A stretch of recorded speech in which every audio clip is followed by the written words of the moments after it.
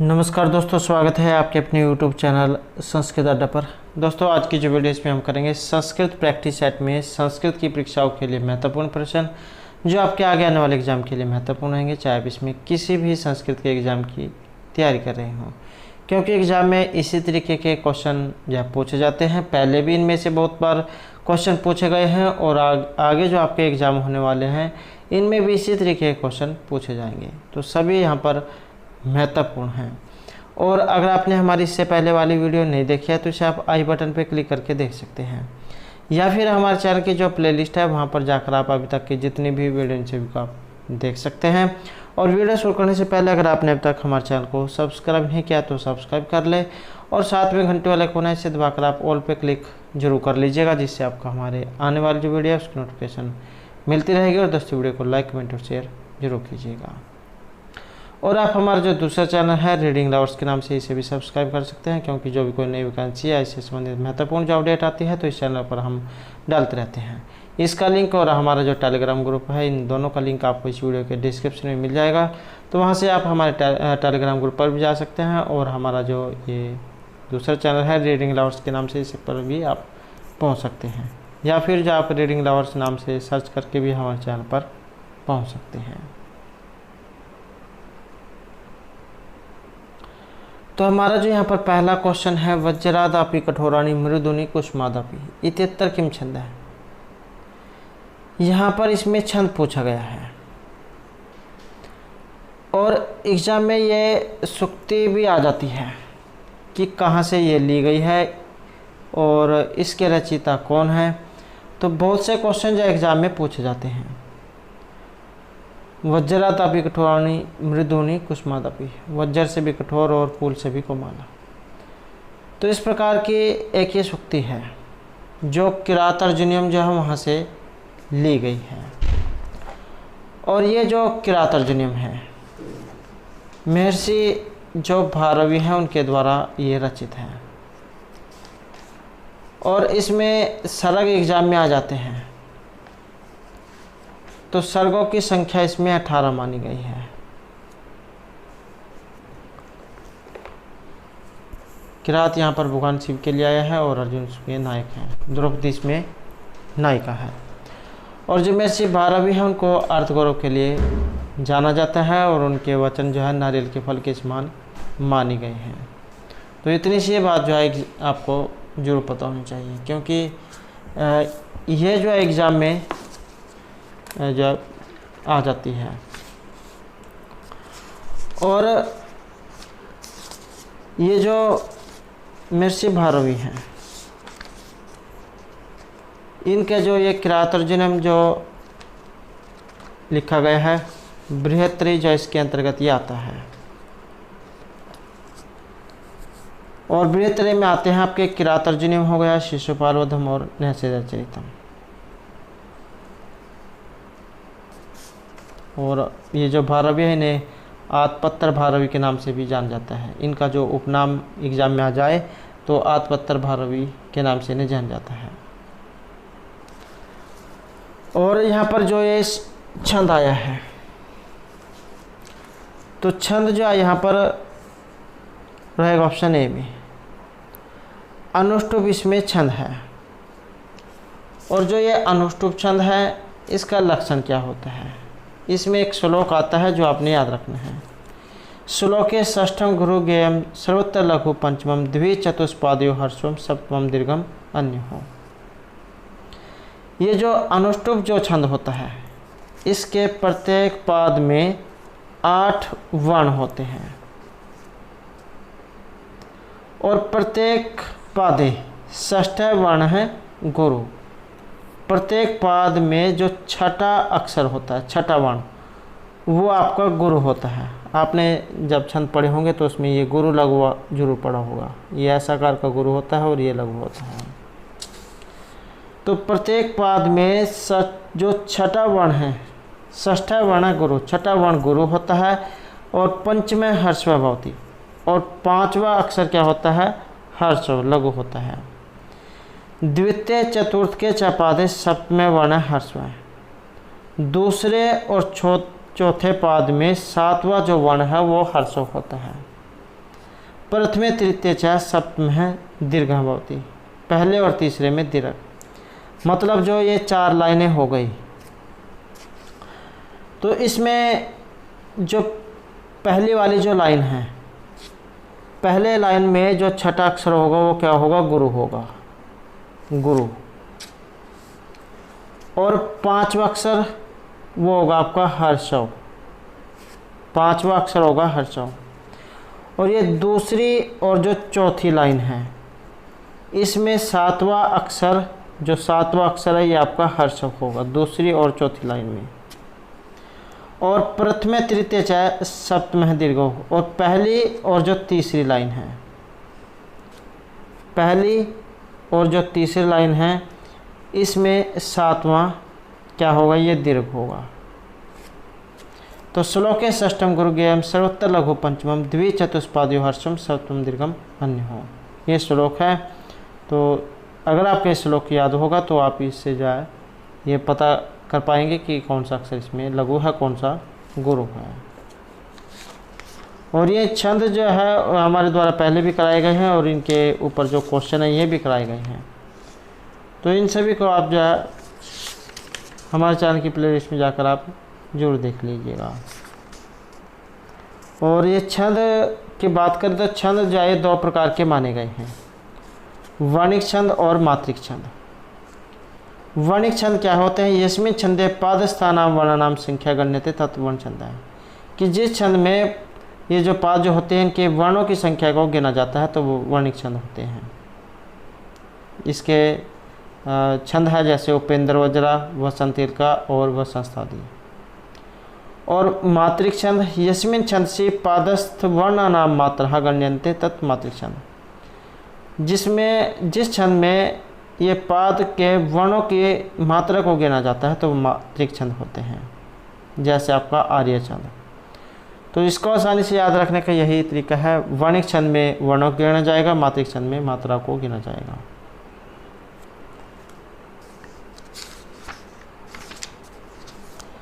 Next जो हमारे यहाँ पर क्वेश्चन रहेगा, केन प्रेक्षागृहाणाम प्रमाणम लक्षणम च निर्दिष्टम। और ये प्रमाण लक्षण, और यहाँ पर एक ऑप्शन सी विश्वकर्मा। भर्तमुनि जो है उनके द्वारा यहाँ पर एक श्लोक इसमें बताया गया है कि प्रमाणम यत् च निर्दिष्टम लक्षणम विश्वकर्मणा प्रेक्षागृहाणाम सर्वेषां तत्चैव ही निबोधयत्। विश्वकर्मा जो है यहाँ पर माना गया है। नेक्स्ट है रत्नावली कस्य उपरूप भेदस्य उदाहरणं भवति। ये रत्नावली है और उपरूपक के कौन से भेद का उदाहरण है। हमने पहले चाहिए पढ़ा था कि 10 जो रूपक होते हैं और 18 उपरूपक होते हैं। 10 रूपक कौन कौन से हैं, नाटक, प्रकरण, भाण, वयोग, समकार, डिम, यमृग, अंकविति और प्रहसन। ये तो हो गए आपके 10 नाटक। और 18 ये उपरूपक हैं। तो 18 उपरूपकों में से एक ये रत्नावली है। उपरूपक कौन से होते हैं, जैसे नाटिका, त्रोटक, गोष्ठी, सट्टक, नाट्य, रासक, प्रस्थान, उलाप्य, काव्य, प्रेक्षण, रासक, समलापक, सिरगदित, शिल्प, विलासिका, दुर्मलिका, प्रकरणी, हलीस और भणिका। तो इस प्रकार से ये 18 हैं। और उपरूपकों में से रत्नावली क्या है, तो रत्नावली एक नाटिका है। तो ऑप्शन बी जो यहाँ पर हमारा रहेगा। रत्नावली क्या है, एक ये नाटिका है। और जो रत्नावली नाटिका है इसके रचयिता हैं हर्षवर्धन। और जो ये नाटिका होती है इसमें अंकों की संख्या होती है 4। श्रृंगार जोरा से इसमें रहेगा।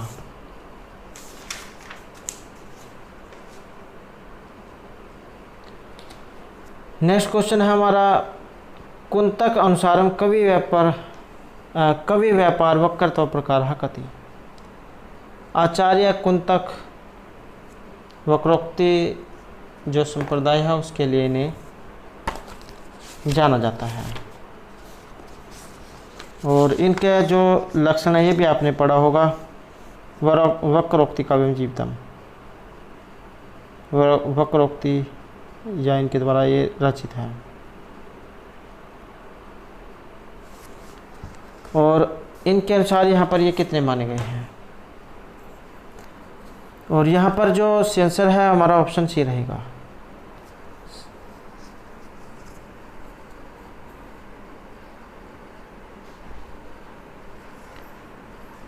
तो यहाँ पर जो इनके अनुसार ये 6 प्रकार के माने गए हैं षड्विधा।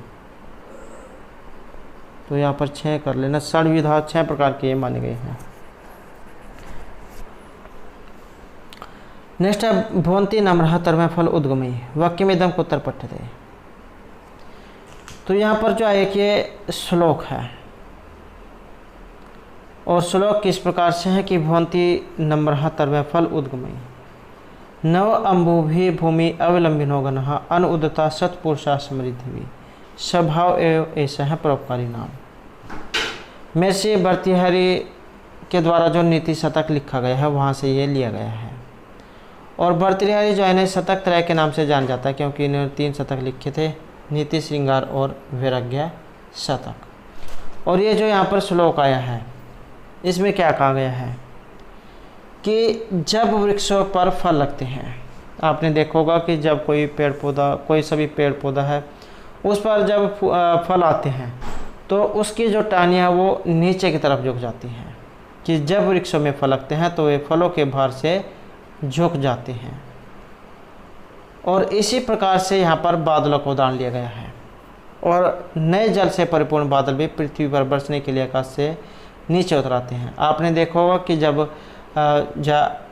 वर्षा का समय होता है, वर्षा आने वाली होती है, तो बिल्कुल काला बादल हो जाता है, और कुछ इस तरीके से हमें दिखाई देता है कि जैसे वो धरती पर लगने वाला हो। तो वही जो यहाँ पर कहा गया है कि जब वृक्षों पर फल लगते हैं तो फलों के भार से झुक जाते हैं। और इसी प्रकार बादल भी जब उसमें पानी आ जाता है बादलों में तो वो भी नीचे की तरफ आ जाते हैं।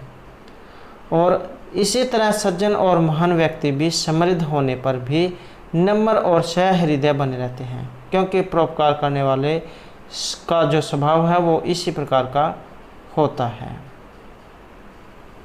तो एक श्लोक जो है उसके माध्यम से यहाँ पर ये बताया गया है, नीति शतक से लिए गए हैं, भर्तृहरि के द्वारा रचित है। और इसके अलावा जो वाक्य पद्यम है ये भी महर्षि भर्तृहरि के द्वारा रचित है।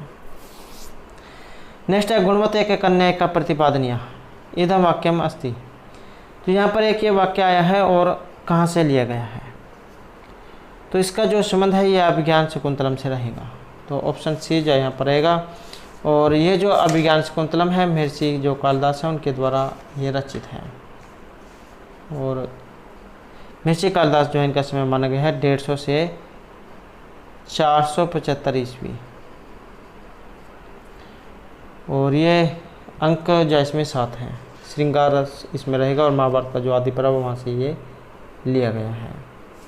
इसके पत्तर एग्जाम में कई बार आ जाते हैं। तो दुष्यंत, शकुंतला, कण्व, और इसमें विदूषक जिसका नाम मांडव्य है, मारीच ऋषि, प्रियव्रता, अनुसूया, शानुमति, गौतम, सारंगरव, शार्दवत, मार्तुला, भरत, रायतक। तो ये सभी इसमें आए हैं। नेक्स्ट है गुरु अपि विरह दुखम आशा बंधम साहिति। आशा का बंधन जो होता है वो बड़े से बड़े दुख को भी सहन करा देता है। एकदम वाक्यमस्ति। इस प्रकार का यहाँ पर एक ये श्लोक है और उसके अंदर से ये लाइन ली गई है। तो कहाँ से यह लिया गया है और इसका जो संबंध है ये ऑप्शन सी में रहेगा। अभिज्ञान शकुंतलम जो नाटक है उसमें से ये लिया गया है।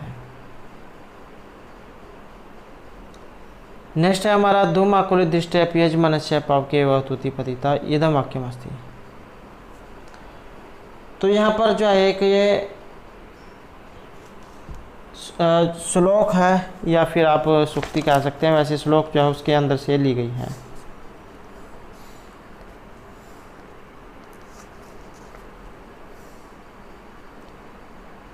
इसमें दृष्टि धूमाकुलित दृष्टि अपि यजमानस्य पावक एव अहतु पतितः। तो ये भी जो आपकी अभिज्ञान शकुंतलम जो वहाँ से ली गई है।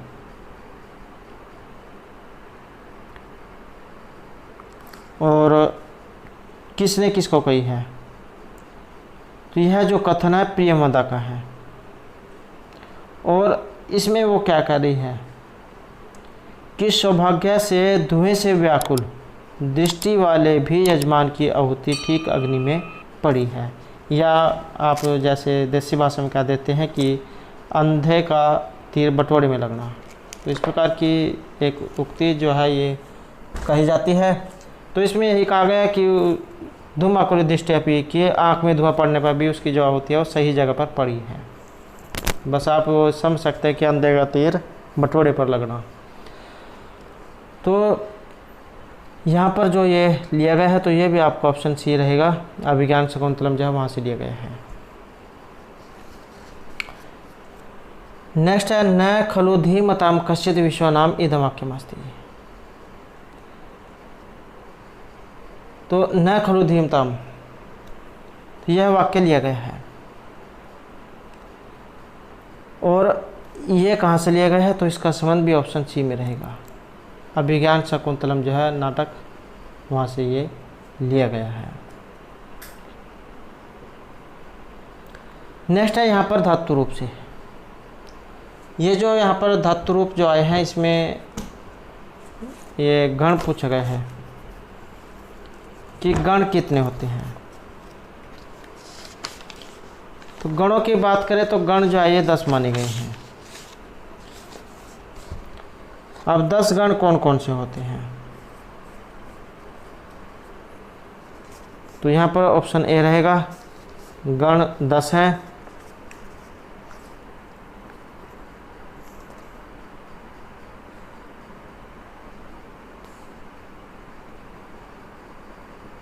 और ये 10 गण कौन कौन से हैं जैसे आपने लघु सिद्धांत कौमुदी पढ़ी होगी तो उसमें गण आ जाते हैं। भुवादिगण, अदादिगण, ज्योत्यादिगण, दिवादिगण, स्वादिगण, तुदादिगण, रुदादिगण, तनादिगण, क्रियादिगण और चुरादिगण।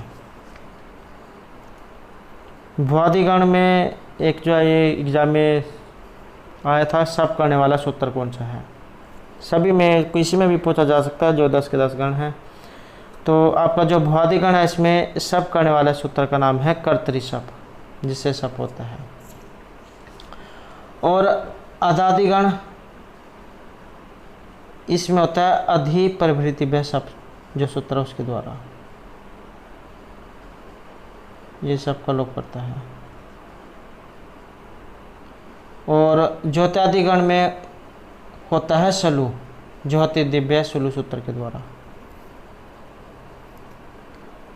दिवादिगण में होता है शयन दिवादिभ्य शयन एक सूत्र है जिससे ये शयन होता है। स्वादिगण में होता है सनु स्वादिभ्य सनु सूत्र के द्वारा। तुदादिगण में होता है श तालव्य श जिसे 21 वाला श कह देते हैं। ये 21 वाला श है। तो ये तुदादिभ्य श सूत्र है जिससे श होता है। रुदादिगण जो है इसमें होता है सनम रुदादिभ्य सनम सूत्र के द्वारा। तनादिगण में होता है उ ये वाला जो उ है सूत्र है तनादि क्रिभ्य उ जो तनादिगण में करता है। क्रियादिगण इसमें होता है सना ये वाला सना क्रियादिभ्य सना सूत्र है जिससे सना होता है। और चुरादिगण जो है इसमें होता है आपका अनिच सत्यापास रूप ये एक सूत्र है जिससे अनिच होता है। अनिच जो है उसका ये बसता है चौरेती रूप इसमें बनता है चूर धातु में। तो इस प्रकार से यहाँ पर ये गण है।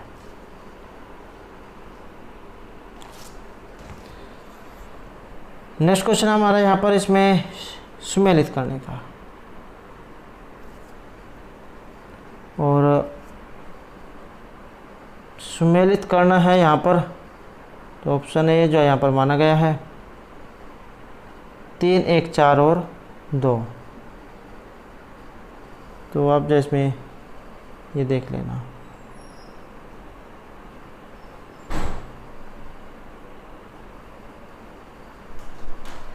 नेक्स्ट है मो अनुस्वार है,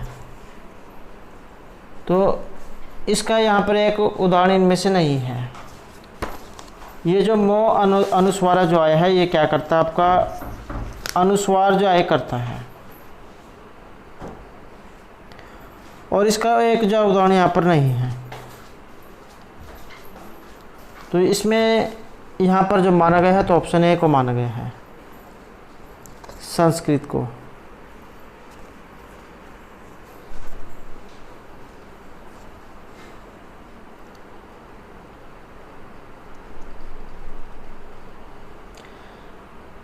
नेक्स्ट क्वेश्चन आएगा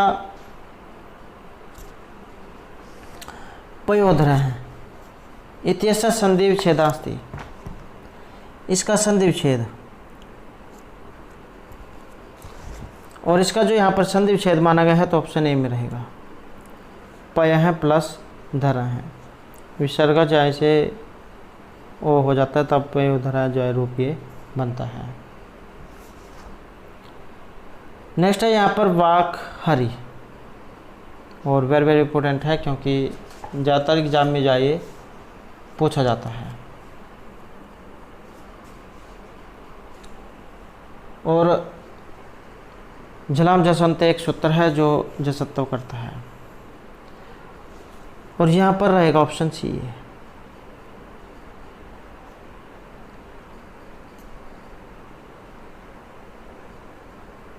इसके दो रूप जो बन जाते हैं, वाघ हरि भी बन जाता है और ये वाघधरी भी बन जाता है, तो दो रूप बनते हैं विकल्प से। सूत्र है झलाम जसवंती।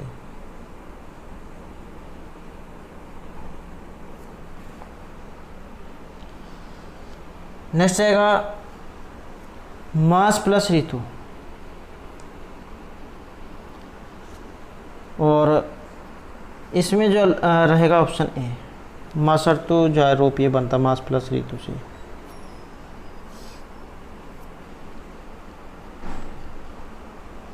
नेक्स्ट आएगा संस्कृत व्याकरण वाच्य भवन्ति, ये जो संस्कृत व्याकरण जो है इसमें वाच्य होते हैं, और संस्कृत व्याकरण में वाच्य कितने होते हैं तो यहाँ पर एक ऑप्शन भी है। तो वाच्य जो है ये 3 माने गए हैं, और 3 वाच्य कौन कौन से होते हैं, कर्तरी कर्म और भाव वाच्य। नेक्स्ट है पदस्य भेदो होता है, पद के भेद होते हैं, तो पद के कितने भेद होते हैं, और यहाँ पर माना गया ऑप्शन ए को, पद जैसे 2 भेद माने गए हैं। नेक्स्ट आएगा धातु भेदा बनती, धातु के भेद, और इसमें रहेगा ऑप्शन सी, पर इसमें पद आत्मनि पद उभयपदी, इस प्रकार से जो है 3 प्रकार की मानी गई है। नेक्स्ट है पठ धातु लोट लकार उत्तम पुरुष एक वचन का रूप, और आसान है पठ धातु, तो यहाँ पर रहेगा ऑप्शन बी है। नेक्स्ट है दिगंबर है, इसका एग्जाम में संधि विच्छेद आ जाता है, दिक प्लस अम्बर है, वैसे ही झलाम जसवंत उत्तर का खा गा तीसरा अक्षर कर देगा तो दिगंबर जय बन जाएगा।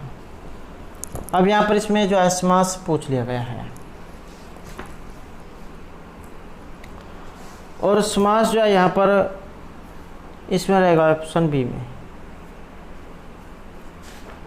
बहुब्रीहि समास जो है यहाँ पर माना गया है। और बहुब्रीहि समास क्या होता है कि जिसमें पूर्व और उत्तर पद अप्रधान और अन्य पद प्रधान होता है, तो वह आपका बहुब्रीहि समास होता है। और बहुब्रीहि में जितने भी पद होते हैं वे सभी मिलकर किसी दूसरे पद के विशेषण होते हैं। तो यहाँ पर दिगंबर जो आया है इसमें भी हमें अन्य व्यक्ति जो है उसके बारे में पता लगता है, जिस ऐसा कोई व्यक्ति जिसकी सभी दिशाओं में कीर्ति फैली हुई हो।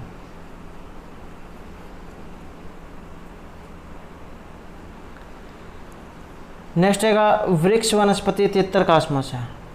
वृक्ष वनस्पति में जो यहाँ पर समास है ये कौन सा है, और इसमें जो यहाँ पर समास, तो ऑप्शन डी जाए रहेगा, वृक्ष और वनस्पति द्वंद्व समास है, जिसमें प्राय पूर्व पद एवं उत्तर पद दोनों ही पद प्रदान होते हैं, तो वह द्वंद्व समास होता है।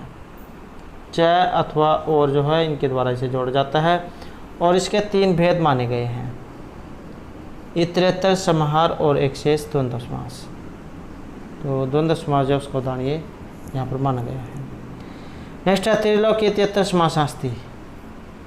त्रिलोकी, तो इसमें समास कौन सा है, और आसान क्वेश्चन है ये भी, तो इसमें द्विगु समास माना गया है।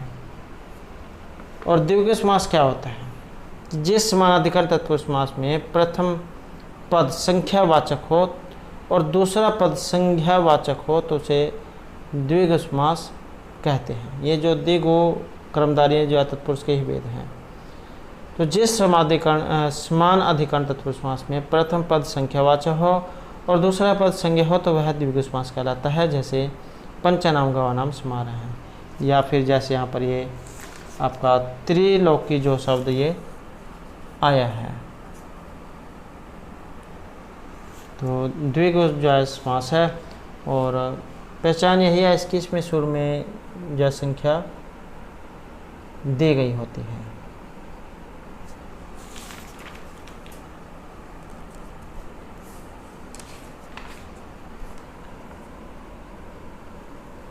और इसका एग्जाम में जो लौकिक और अलौकिक विग्रह ही आ जाता है। तो लौकिक विग्रह बनेगा इसका त्रय नाम लो का नाम समाहार है, त्रिगस लोगस, या इसका अलौकिक विग्रह है, द्विगु समास है इसमें। नेक्स्ट है राम लक्ष्मण भरत इत्यत्र का समास है। राम लक्ष्मण और भरत,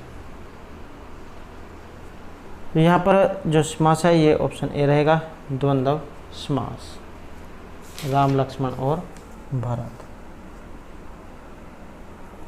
इसमें राम लक्ष्मण भरत दे दिए गए हैं, 2 भी आ सकते थे, राम लक्ष्मण राम च लक्ष्मण च, तब भी इसमें द्वंद्व समास होता।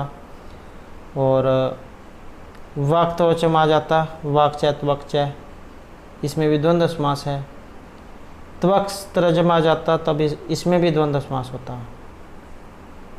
ऐसे ही रथिका अस्वारोहणम है, रथिका अस्वारोहणम, तो इसमें भी द्वंद्व समास है। ऐसे ही इस कृष्णौ अष्टाविंशति, और जो आपका रामौ पितरौ शिवकेशवौ हरिहरौ अर्थधर्मौ पाणिपादम संज्ञा परिभाषाम धवखदीरौ कुक्कट मयूरौ अहोरात्र हैं, द्वादश, इन सभी में द्वंद्व समास है। नेक्स्ट है पौरवशाला इत्यस्य विग्रहम अस्ति। यहाँ पर पौरवशाला जो आया है इसका विग्रह ये बनाना है।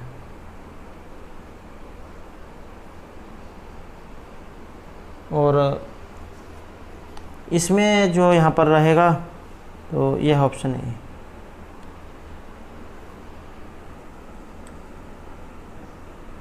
तो पूर्वश्याम शालायाम भव है, सॉरी इसमें जो है ये सी है, पूर्वश्याम शालायाम भव है। तो यह इसका लौकिक विग्रह है, और अलौकिक अगर आ जाए तो पूर्वागी शाला की, ये इसका अलौकिक विग्रह है।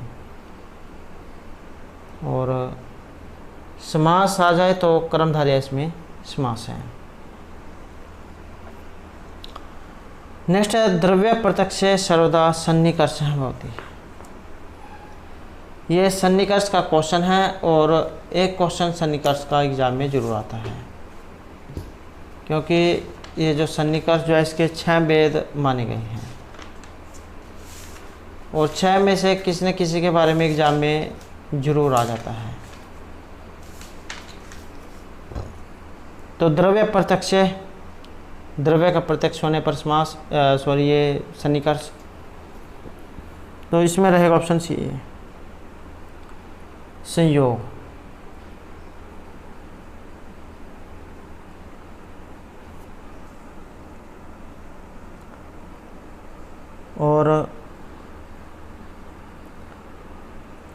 जो 6 इस सन्निकर्ष माने गए हैं वो कौन कौन से हैं?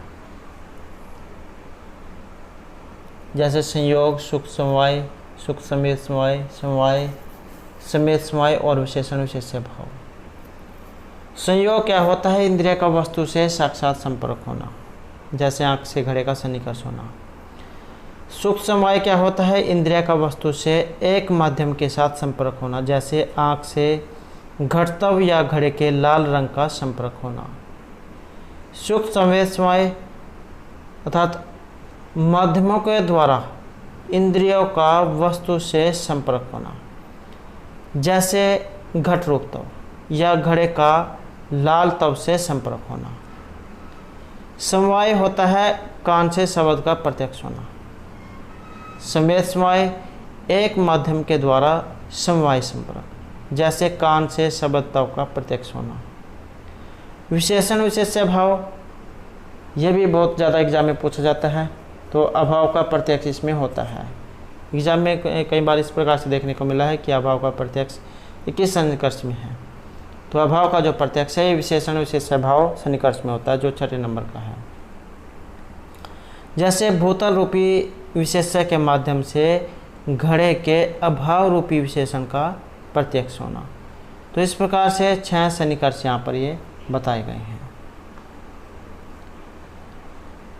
नेक्स्ट है यहाँ पर सन्निकर्ष कतिविध है। तो जैसे कि हमने पढ़ा है सन्निकर्ष कितने प्रकार का है, तो ये 6 प्रकार का है। संयोग, सुख समवाय, समेत समवाय, समवाय समेत समवाय और विशेषण विशेष्य भाव सन्निकर्ष।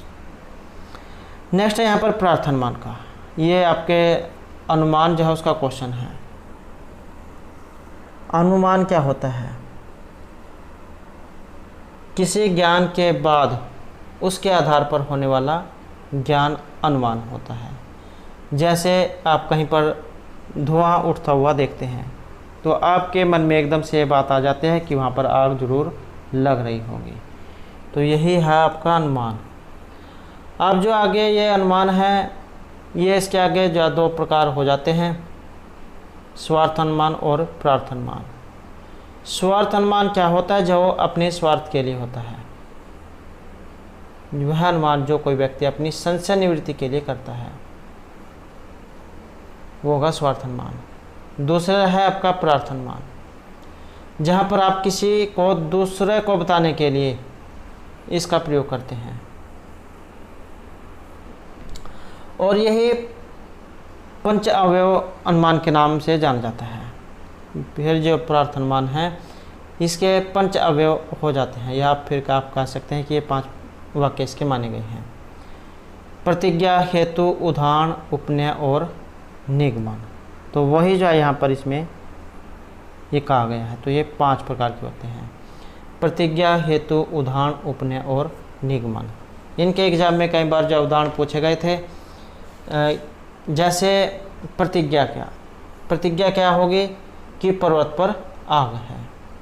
हेतु क्या है? क्योंकि वहाँ पर धुआं है। इसका उदाहरण कौन सा है? जैसे आपकी रसोई होती है, वहाँ पर भी धुआं भी निकलता है और आग भी होती है, तो ये इसका उदाहरण है। उपनय क्या होता है? कि पर्वत पर धुआं है जिसका आग से नियत साहचर्य संबंध है। और निगमन होगा प्रतिज्ञा की सिद्धि करने वाला। प्रतिज्ञा क्या थी? कि पर्वत पर आग है, तो यही निगमन है। तो इस प्रकार से 5 हैं जो आपने याद रखने हैं। नेक्स्ट है तर्क संग्रह है कर्माणि कति सन्ति। ये जो तर्क संग्रह जो है इसमें ये कर्म पूछा गया है। ये क्वेश्चन जो है पदार्थ से चलता है। वैशेषिक जो थे उन्होंने 7 जो पदार्थ ही माने थे, द्रव्य, गुण, कर्म, सामान्य, विशेषमय और अभाव। और ये जो 7 पदार्थ है इनके फिर जो आगे ये भेद होते चल जाते हैं, तो जिनमें से आपका एक ये कर्म भी आया है। और ये कर्म पूछा गया कि यहाँ पर कर्म कितने प्रकार का है या कर्म क्या होता है। गुण के समान कर्म भी द्रव्य पर आश्रित रहने वाला धर्म है और वह गुण से भिन्न होता है, और यह वस्तुओं के संयोग एवं वियोग के कारण है। और बात करें क्रम की, तो क्रम आपका 5 प्रकार का माना गया है। और ये कौन कौन से होते हैं? उत्क्षेपण, अपक्षेपण, आकुंचन, प्रसारण और गमन। उत्क्षेपण होता है ऊपर की ओर फेंकना, अपक्षेपण होता है नीचे की ओर फेंकना, आकुंचन होता है सिकोड़ना और प्रसारण होता है फैलाना, और गमन का मतलब होता है चलना।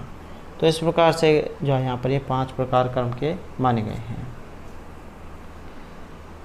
नेक्स्ट है तर्क संग्रह साचार्य नियम शब्देन की मुचते। साचार्य नियम शब्द से यहाँ पर क्या अर्थ लिया गया है?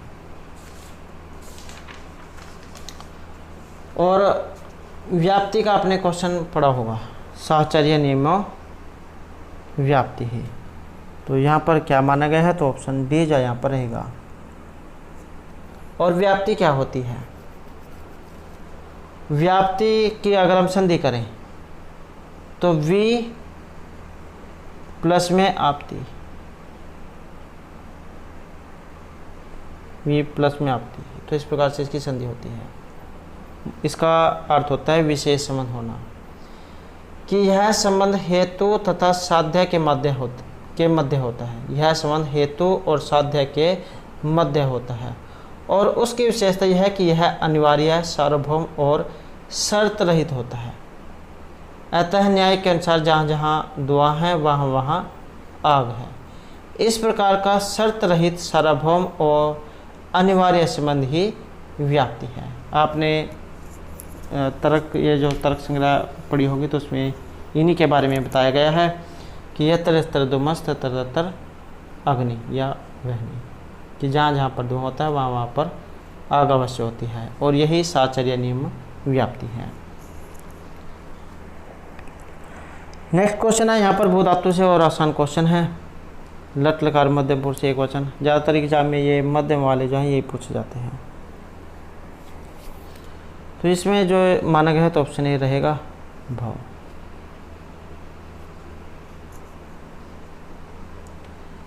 नेक्स्ट है लिख धातु, और ये भी आसान है। लंग लकार मध्यम पुरुष एक वचन, और इसमें जो कैंडिडेट उड़ जाते हैं।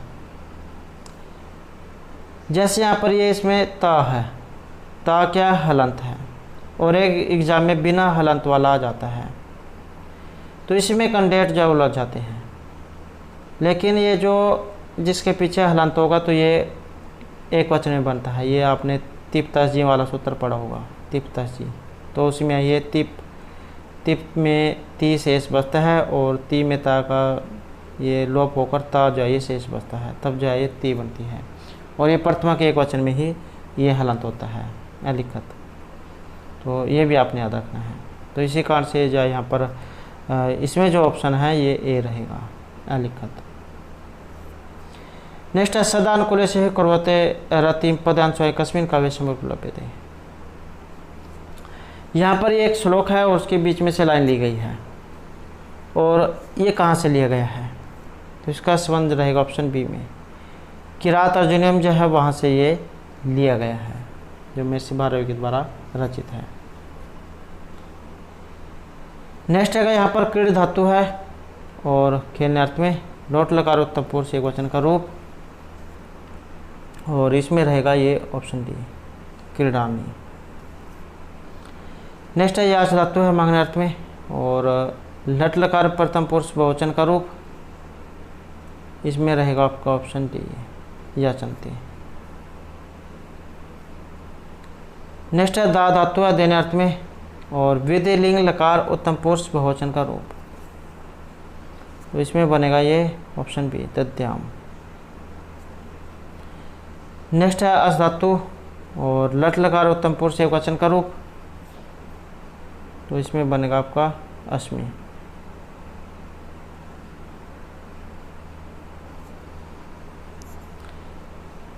नेक्स्ट है दिश धातु, देखने अर्थ में है ये, और लिट लकार पर में पूछा गया है। इसका जो लिट जो लकार है इसमें इसके रूप ये बदल जाते हैं, तो इसी कारण से इसमें पूछा गया है। वैसे तो इसके पश्चती पश्चता पश्चंती इस प्रकार से चलते हैं, लेकिन ये जो लिट लकार जो है इसमें इसके रूप बदल जाते हैं, तो द्रक्षति के नाम से चलते हैं। और प्रथम पुरुष बहुवचन का रूप यहाँ पर कौन सा है? तो आसान क्वेश्चन है, ऑप्शन बी यहाँ पर रहेगा। द्रक्ष्यते द्रक्ष्यता है द्रक्ष्यन्ते। तो दोस्तों थे हमारे आज के यहाँ पर संस्कृत की परीक्षाओं के लिए कुछ महत्वपूर्ण क्वेश्चन जो आपके आगे आने वाले एग्जाम के लिए महत्वपूर्ण रहेंगे। और दोस्तों अगर आपने अब तक हमारे चैनल को सब्सक्राइब नहीं किया तो सब्सक्राइब कर ले, और हमारे साथ अंत बनाने के लिए धन्यवाद।